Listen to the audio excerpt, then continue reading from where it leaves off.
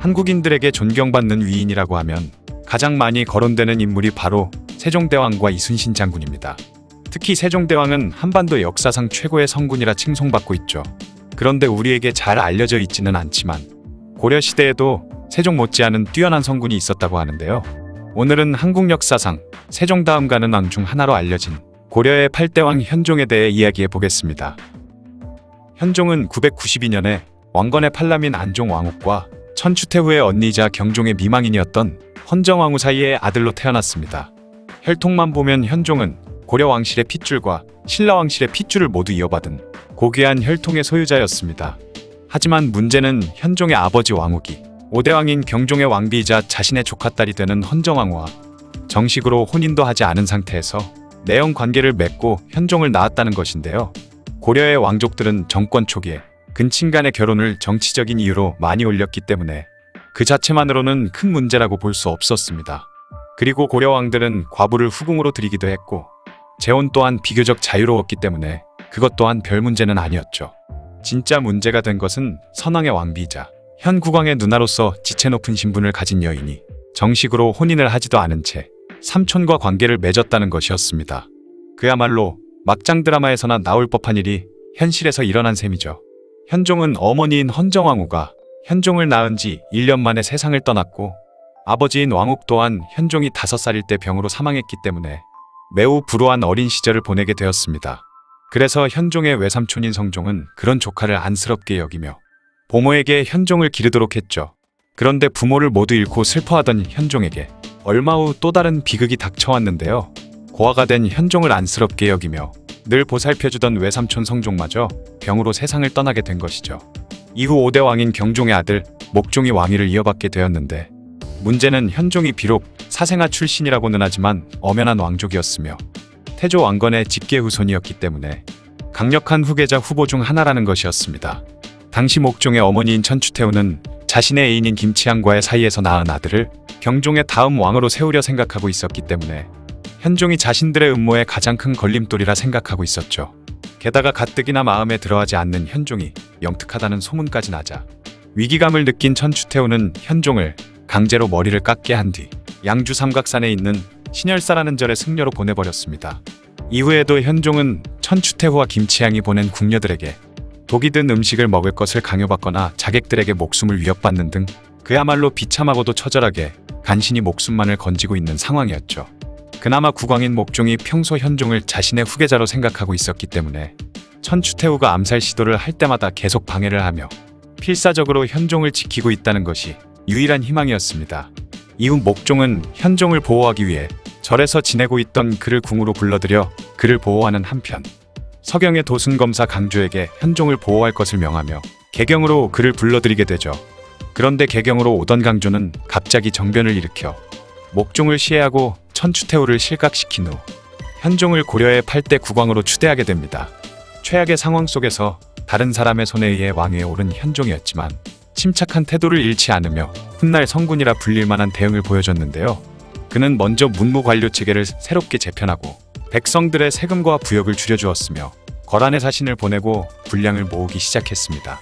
하지만 왕위에 오른 지 불과 1년 만에 또다시 시련이 닥쳐왔죠. 요나라 역사상 최고의 명군이라 평가받는 성종이 강조의 정변을 구실로 고려를 침략해온 것입니다.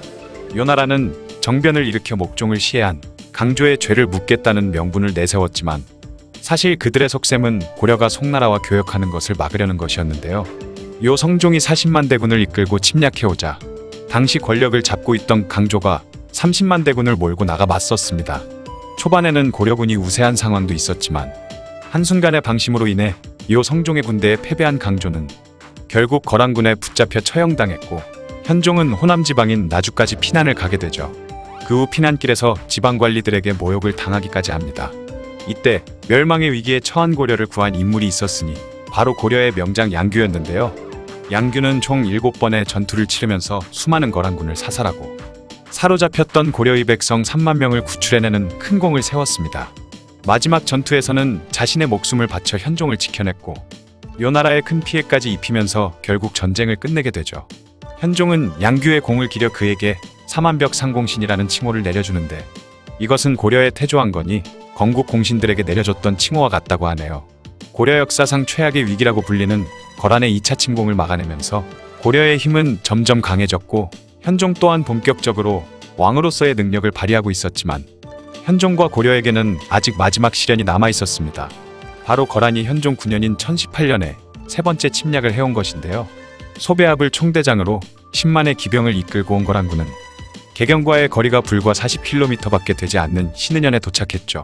중간에 고려군의 매복에 당하기는 했지만 어떻게든 고려의 왕만 잡으면 된다는 생각으로 무리하게 남쪽으로 병사들을 끌고 왔는데요. 요나라군은 당연히 이번에도 고려의 왕이 도망갈 것이라 생각했지만 이번에는 현종도 순순히 물러나주지 않았습니다. 현종은 청야전술을 써서 성 밖의 백성들을 전부 성 안으로 대피시키고 들판에 있던 곡식과 집을 모두 불태워 적들이 쌀한톨조차 얻지 못하게 만들었죠. 그 후에 성의 수비를 단단히 하는 한편 소배합이 정찰 삼아 보낸 300명의 기병을 100명의 기병으로 야간 기습해서 전멸시키기도 했습니다. 당시 개경의 수비 병력이 부족한 상황이었기 때문에 100명의 기병이 오히려 거란군에게 당했다면 사기가 오른 적들이 총공격을 해올 수도 있었다는 점을 생각해 봤을 때 현종으로서도 엄청난 도박을 한 셈이었는데 다행히 전투가 승리로 끝나게 된 것이죠. 기가 꺾인 거란군은 결국 뒤로 물러나게 되는데요.